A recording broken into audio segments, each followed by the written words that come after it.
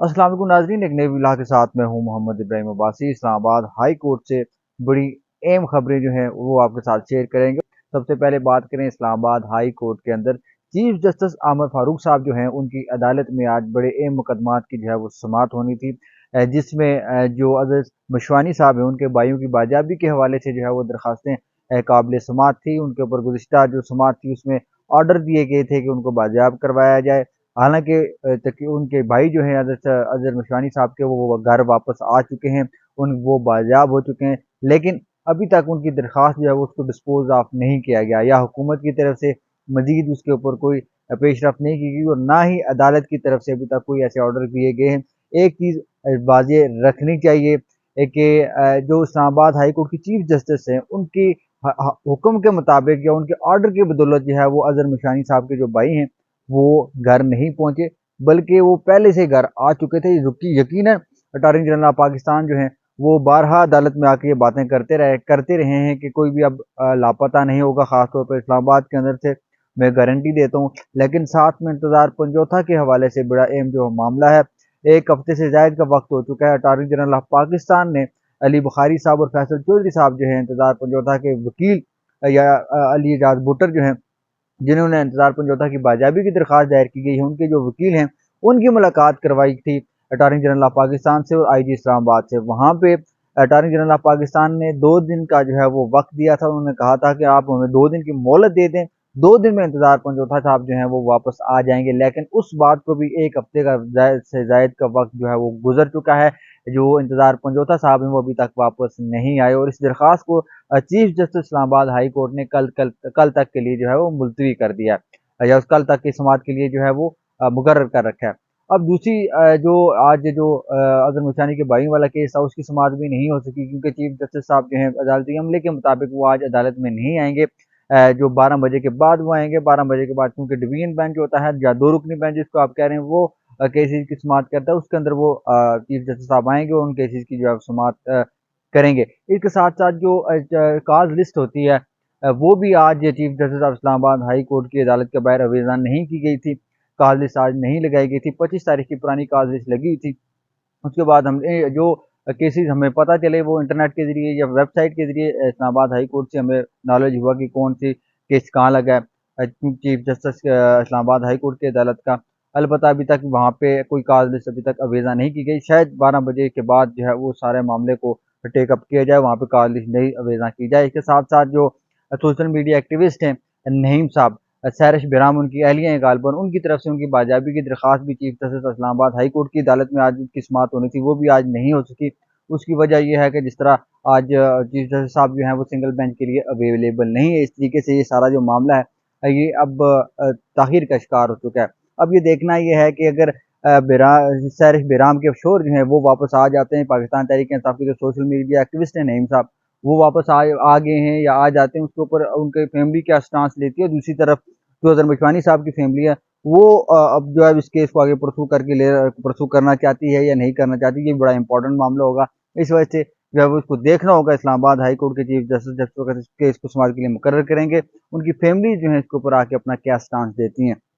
इसके साथ साथ आज एमडी कैट का बड़ा इंपॉर्टेंट केस था। एमडी के टेस्ट के हवाले से आज बड़ा अहम इंकशाफ यहाँ पे ये हुआ है अदालत के अंदर। जस्टिस अरबाब मोहम्मद ताहिर की अदालत में ये केस था जिसमें बताया गया पीएमडीसी के जो वकील हैं जहांगीर जदून साहब की जानिब से कि रिपोर्ट हमारे पास जो है वो आई है। रिपोर्ट के मुताबिक जो है वो पंजाब के अंदर जो है वो तकरीबन 3000 से ज्यादा ऐसे स्टूडेंट्स हैं जिनके नंबर जो है वो 190 से ज्यादा हैं, 190 से ज्यादा नंबरात उन्होंने लिए हैं एमडी कैट टेस्ट में। जबकि इस्लामाबाद के अंदर जो टेस्ट हुए हैं हजारों की तादाद में स्टूडेंट्स ने इसमें शिरकत की है, उसके अंदर सिर्फ 3 स्टूडेंट्स ऐसे हैं जो 190 का हदफ या 190 नंबरात से ज्यादा नंबर उन्होंने लिए हैं। ये बड़ा हैरान कन था। और फिर ये भी इंकशाफ हुआ कि इसमें कोई शक नहीं कि जो 30 क्वेश्चन जो थे पेपर के अंदर वो आउट ऑफ सिलेबस आए थे, ये भी आज हुकूमत की जानिब से या पीएमडीसी की तरफ से जो है वो मान लिया गया है, क्योंकि पीएमडीसी जो है वो रेगुलेट करती है सारे इस प्रोसेस को। और आज जस्टिस अरबाब मोहम्मद ताहिर की जानिब से ये भी पूछा गया कि ये जो पेपर होता है इसको कौन बनाता है, डिजाइन कौन करता है और इसका सिलेबस के हवाले से क्या प्रोसीजर होता है, जिसमें ये बताया गया कि सिलेबस सारों का पूरे पाकिस्तान का एक होता है और जो मुतलका जो यूनिवर्सिटी होती है وہ یونیورسٹی اپنی مرضی کے مطابق جو ہے پیپر بنا کے جو ہے وہ پیپر لیتی ہے اور ایم ڈی کیٹ کے ٹیسٹ جو ہے وہ بناتی ہے۔ وہاں پہ انہوں نے کہا کہ یہ تو بڑا مشکل ہو جائے گا کہ اگر ری ایگزام اگر ہم کرتے ہیں تو اب پیپر آؤٹ ہونے کا خطرہ بھی ہو سکتا ہے، کیونکہ پرانے پیپر کو بھی ہم نہیں لے سکتے۔ دوسری چیز یہ پھر یہ کہا گیا، ایک مشورہ دیا گیا پی ایم ڈی سی کی جانب سے کہ آپ ان کو 17 نمبر جو ہیں وہ یا گریس مارک دے دیں، یا پھر 170 نمبر یا 176 نمبرات جو ہیں انہی میں سے ان کا نمبر جو ہے وہ آپ لگا دیں، جس کو عدالت نے اس کو بھی رد کر دیا۔ انہوں نے کہا اس کو ہم تو ایسے تو نہیں کر سکتے، البتہ آپ کے پاس کوئی مزید کوئی ایڈوائز ہے یا وے آؤٹ ہے تو وہ آپ ہمیں کل تک آ کے دیں۔ عدالت نے کل تک اس کیس کی سماعت بھی جو ہے وہ ملتوی کر دی گئی، اور پی ایم ڈی سی کو یہ کہا ہے کہ آپ لا کے ہمیں تحریری طور پر جو ہے وہ اپنی تجاویز دیں کہ ہم نے کیا کرنا چاہیے، اس کے اوپر ہم کریں گے۔ ساتھ ساتھ جو سندھ ہائی کورٹ کا آرڈر تھا، سندھ ہائی کورٹ کے آرڈر کے مطابق جو سندھ کے اندر ایم ڈی کیڈ ہوئے تھے ان کو جو ہے وہ ری ایگزام کرنے کا حکم دے دیا تھا عدالت نے، اور یہ ممکنہ طور پر کر بھی یہاں سے بھی اس طرح کا جو ہے وہ آرڈر آ سکتا ہے۔ کل 11 بجے تک اس کیس کی دوبارہ جو ہے وہ سماعت ہوگی۔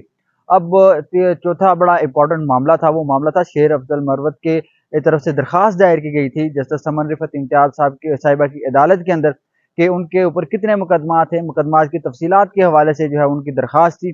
وہ درخواست جو ہے وہ اس کے اوپر نوٹسز جو ہے وہ جاری کیے گئے تھے گزشتہ سماعت کے اوپر، لیکن وہ نوٹس جو ہے وہ سرو نہیں کیے گئے۔ اس کی وجہ یہ بتائی گئی عدالت کی جانب سے کیونکہ آپ نے جو نوٹس سرو کرنے کے لیے جو فیس ہوتی ہے، فیس شیر افضل مروت صاحب کی جانب سے جمع نہیں کروائی گئی، جس وجہ سے یہ کیس جو ہے وہ مزید ملتوی کر دیا گیا، اور اس کی اب شاید اگلے ہفتے تک یہ کیس جو ہے وہ ملتوی ہو جائے، اور ان کو ہدایت دی گئی ہے شیر افضل مروت صاحب کو کہ وہ اپنی فی جو ہے وہ جمع کروائیں۔ فی جمع کروانے کے بعد جو ہے ان کو نوٹسز جو ہیں وہ ہوں گے۔